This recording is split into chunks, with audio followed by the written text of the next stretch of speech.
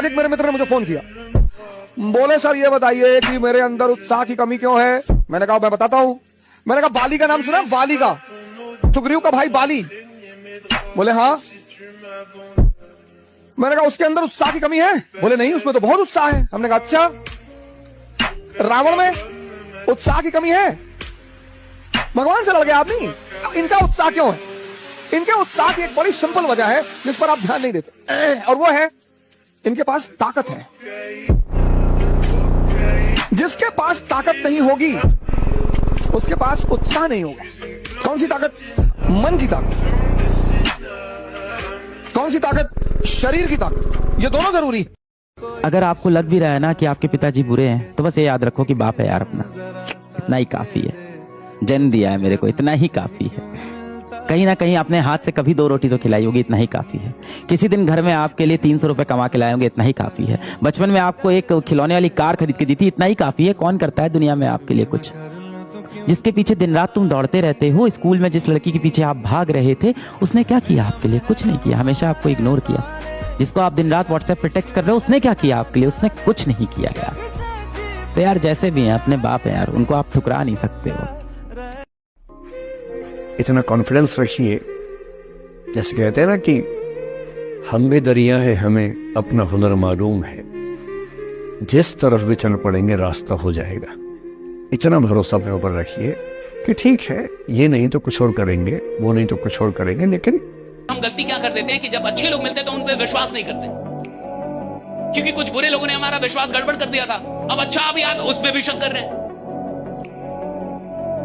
तो कुछ बुरे लोगों के चलते आपको अच्छे लोगों पे विश्वास करना नहीं छोड़ना चाहिए। यह जिंदगी की सबसे बड़ी गलती होती है कि कुछ बुरे लोग मिल गए थे जिन्होंने आपका विश्वास बिगाड़ दिया। अब अच्छे लोग भी मिल गए, आप पहचान नहीं पा रहे। यही दुर्भाग्य है। और याद रखिएगा, इस दुनिया में अच्छे और बुरे लोग हमेशा रहेंगे, अंत तक रहेंगे। जब तक ये दुनिया रहेगी तब तक अच्छे और बुरे लोग रहेंगे। और आपको अच्छे लोग भी मिलेंगे और बुरे लोग भी मिलेंगे, लेकिन बुरे लोगों को इतना अधिकार मत दीजिए कि वो अच्छे लोगों का विश्वास भी आपसे छीन ले। इतना अधिकार मत दीजिए राइडा कि वो अच्छे लोग का विश्वास आपसे छीन। अरबों रुपए की बात है, मेरे को तो रस लेने में मजा आता है। खुददार बनो, खुद गर्ज नहीं, इसका मतलब है अपना जीवन किसी पे इतना निर्भर मत कर लेना कि कहीं जिंदगी। जो बहुत अच्छा काम कर रहे हैं क्योंकि वो काम करने की नशे में, और सफलता एक नशा है, दीवानगी है। अमीरी एक दीवानगी है। अगर आप अमीर बनने के लिए अपने अंदर दीवानगी नहीं पैदा कर पाए हैं, जुनून नहीं पैदा, कि मैं पैदल इसलिए चल रहा हूं ताकि पर्यावरण में धुआं ना फैलाऊं, तेरे पास साइकिल की औकात नहीं और तू आदर्शवादी इंसान बन रहा है, ये सही है। हमें क्यों इच्छा हो कि हमारा जीवन आसान कोई आकर कर दे? हमें क्यों इच्छा हो कि हम दूसरा कोई हमारा हेल्प करे? क्यों ना ये इच्छा हो कि सारी लड़ाइयाँ हमें खुद करनी है? जंगल में जब शेर पैदा होता है तो कोई उसके सर पर ताज नहीं रखता है, अपने दम पर वो जंगल का राजा बनता है। उससे बड़ा शरीर वाला हाथी, उससे बड़ा शरीर वाला हाथी जंगल का राजा नहीं बन पाता। इसलिए संघर्ष करिए। समझा गया कि नहीं गया? आंसू कायरों का गहना होता है। समझा गया कि नहीं गया? वीरों का गहना नहीं है यहाँ पर, वीरों का गहना पसीना होता है। समझा गया कि नहीं गया? इससे संघर्ष कीजिए, सबके साथ होता है यहाँ पर। हम लोग तो अपना समय याद नहीं करना चाहते हैं। मैं कह रहा हूं, देखिए, सोने के लिए जीवन नहीं मिला है, आराम करने के लिए जीवन नहीं मिलता। आराम तो अंत में सबको करना है। ये जीवन मिला है काम करने के लिए। तो 7 घंटे से ज्यादा अगर एक लीडर सो रहा है, साहब मैं कह रहा हूं उसके पास सपना है ही नहीं।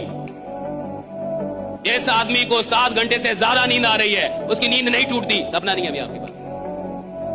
6 घंटे में नींद टूटती है, 7 घंटे में नींद टूट जाती है आदमी की। 12 घंटे सोना यानी ड्रीम नहीं है आपके पास, और ड्रीम है और बेचैनी नहीं है, यानी आप फालतू का ड्रीम देख रहे हैं। फिर केवल डायरी पे है, दिल में नहीं है साहब। इस आदमी के सपने सिर्फ डायरी पे है ना साहब, उसको नींद आती है। जिसके सपने डायरी से निकल के दिल में आ गए साहब, उसको तो बोलना पड़ता है कि सो ले थोड़ा सा, राइट? थोड़ा सोया कर रहा, इतना काम करेगा, थोड़ा सो भी ले। तो भाई काम तो चेहरे से थोड़े होता है। आपका चेहरा, इसमें कभी भी शक मत कीजिएगा कि मैं तो स्मार्ट नहीं हूं जी, मेरा चेहरा बढ़िया नहीं जी, मैं तो ऐसा हूं जी, मैं तो बढ़िया, घंटा कोई फर्क नहीं पड़ता।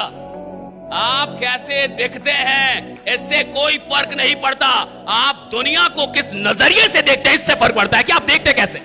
दिखते कैसे कोई फर्क नहीं पड़ता। आप कैसे दिखते कोई फर्क नहीं पड़ता। बहुत सारे लोग को इसमें भी शक होता है कि मैं तो ठीक राइट, मैं कैसे कुछ करूंगा, कैसे कुछ बड़ा होगा। और कई लोग बोल भी देते हैं, उसके अगल बगल में दुखी आत्माएं भी बहुत रहती है, तुम्हारा चेहरा ही नहीं है करोड़पति वाला, राइट। कोई भी आदमी किधर भी पहुंच सकता है जिंदगी में, किधर भी किसी भी ऊंचाई में जा सकता है, लेकिन एक आदमी उतनी ही ऊंचाई पे पहुंचता है जितनी ऊंचाई पे पहुंचने का अपने अंदर विश्वास पैदा कर पाता है, राइट। उतनी ऊंचाई पे पहुंचेगा जितना विश्वास पैदा कर पाए। हर आदमी के अंदर विश्वास नहीं है ना साहब। आप किसी से बोलिए कि आप बहुत खतरनाक आदमी है, आग लगा देंगे दुनिया में, कहेगा कि ये ठग रहा है।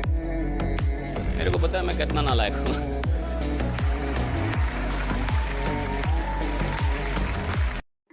हम सब मिडिल क्लास के लोग राजा बनने के लिए पैदा ही होते हैं। ये न्यूटन का चौथा लॉ है। मिडिल क्लास के सामने जो सबसे बड़ी दुविधा है कि वो सबकी बात सुनता है।